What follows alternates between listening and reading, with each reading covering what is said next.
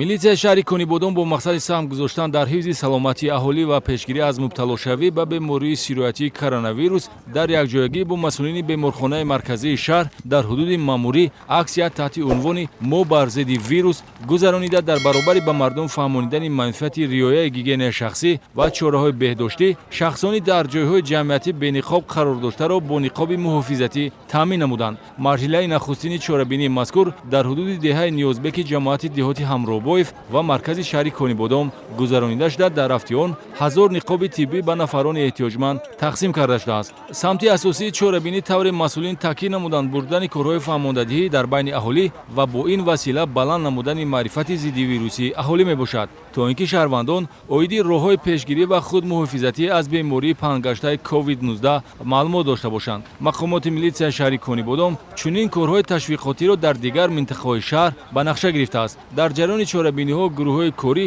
аз ҳисоби нозирони минтахавии милитсия кор бо нобулиғон ва нозирони бозрасии давлатии автомобилӣ сафарбар карда мешаванд. Чунин сафарбарнамоӣ ба он хотир аст ки масъулини хадамотҳои мазкур бештар бо аҳолӣ кор мекунанд ва дар самти тарғиби тарзи ҳаёти солим таҷрибаи кофӣ амалӣ доранд.